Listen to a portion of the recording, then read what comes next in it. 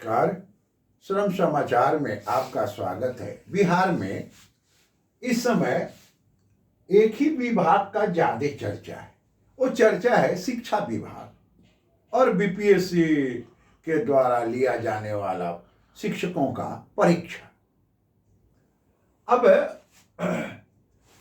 स्वाभाविक है, अब आप इसको जरा सा इसके इतिहास में भी देखें और इसके लिए हमने जो आज विषय बनाया, बिहार सरकार, शिक्षा पदाधिकारी और श्रम संगठन। अब देखिए 2005 में बिहार में नीतीश जी की सरकार बनती है, नीतीश जी मुख्यमंत्री हो गए।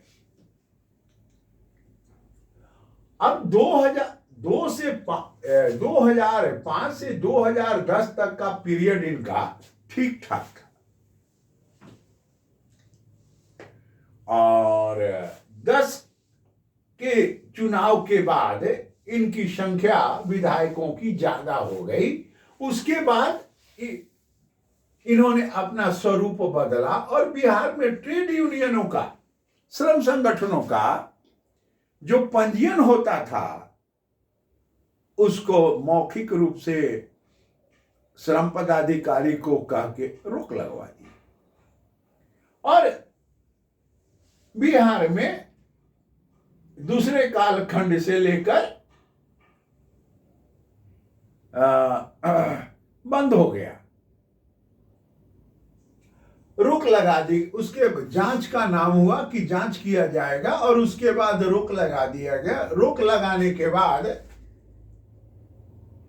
जो बिहार का बंटवारा हुआ, जो ट्रेड यूनियन झारखंड में चले गए, उनको बजाता रद्द कर दिया गया।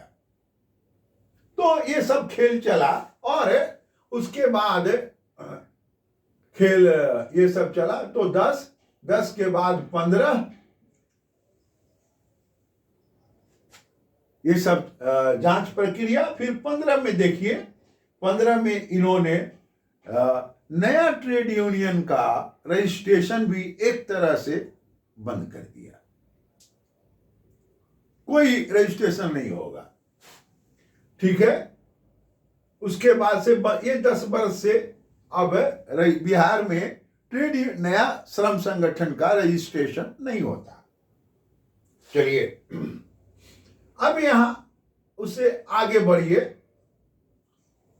अब ये विषय है शिक्षा पदाधिकारी।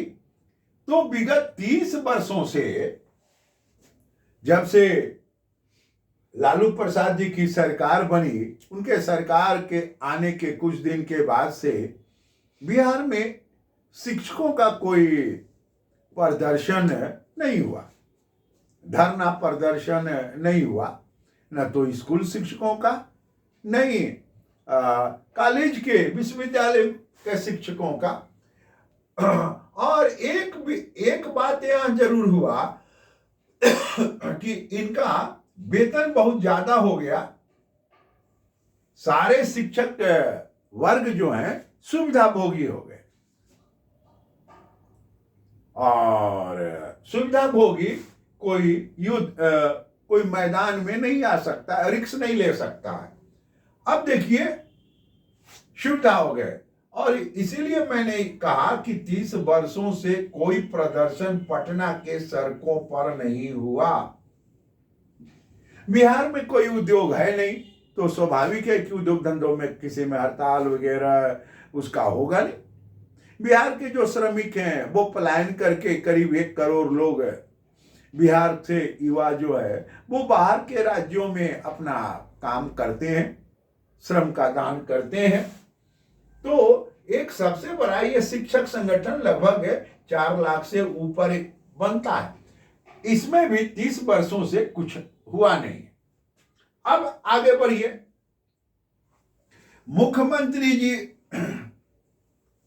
जब से बिहार में लालू प्रसाद जी की सरकार आई और पुनः नीतीश कुमार जब मुख्यमंत्री बने, तो सभी भी पहले मुख्यमंत्री का अपना निर्णय होता था और सभी विभागों के मंत्रियों का अपना निर्णय होता था।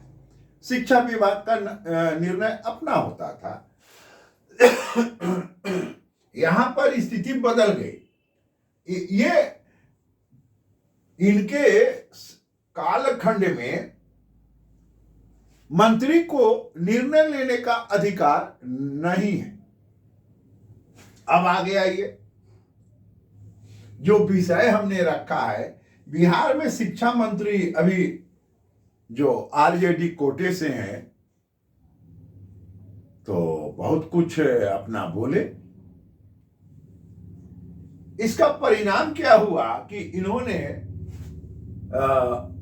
नीतीश कुमार ने यहां पर शिक्षा पदाधिकारी के रूप में के पाठक जी को बैठा दिया। अब देखिए, के पाठक आ गए तो एक आईएएस पदाधिकारी से ऊपर मंत्री होता है,